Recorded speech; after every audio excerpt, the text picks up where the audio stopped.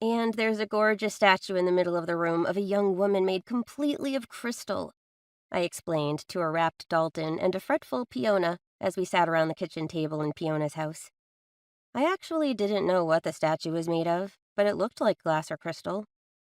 I'd recently overseen an event held in the swanky lounge room with the statue, which was why I was telling Fiona and Dalton about it. A group of sorcerers, none of whom I knew, had come to the hotel to celebrate the success of some big business deal and used that lounge, though apparently servers were the only hotel employees who went to such a fancy room in their normal uniform. Dante, who'd overseen the event with me, had made me wear a nice dress. Thankfully, it had been paid for by the hotel, since they were the ones who made me get it. "Aww," Dalton complained, dropping his chin into his hands. "I want to see a crystal statue. I wish you could take a picture of it." I'd told him on another visit that I couldn't take any pictures in or of the hotel. Since no one had ever actually said that, I wasn't sure if it was a rule, but it seemed like taking pictures of a supernatural hotel to show to humans would be asking for trouble. Aside from that, I already had to keep anything I said about the hotel vague. Otherwise, I was afraid I'd mess up and say something weird. Like tell Dalton one day that the crystal statue was a ballerina, and then tell him another day it was a fairy. It could be either and more, but that wasn't something I could explain. Or the fact that it was a type of golem, which was why I didn't like it, no matter how gorgeously it glittered in the room's light. The fact that a giant vase had almost smashed me right next to it didn't help my feelings about the elegance golem. "That doesn't sound very practical."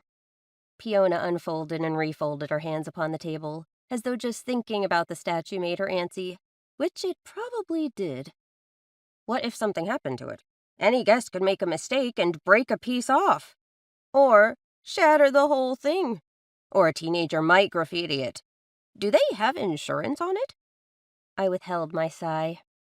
"I don't know, but I think the hotel contracts with someone who can fix the statue if anything happens to it." The Red Alder had at least some type of relationship with an alchemist.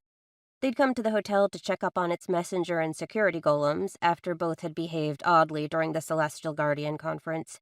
If they could work on those two types, I assumed they could work on elegance golems too. Dalton perked up, smacking one hand on the table. "Hey, what if Fiona and I visited your hotel? Not to stay the night, but just like for dinner or something? Could you show us around?" Fiona paled as all the color drained from her face. Her lips tried to twitch into a frazzled smile, but the worried frown pulling at her mouth wouldn't quite let that happen. "Oh dear, I don't think that's a good place for us. A young, energetic boy in a fancy hotel might cause all sorts of problems. We wouldn't want to break anything or upset any of the other guests. And the price of the food—" "It is expensive," I confirmed, not wanting to touch the other two things she'd said. I didn't want to make Dalton feel bad or treat him like I believed he would be a problem. "I can't afford to eat there, even working at the hotel.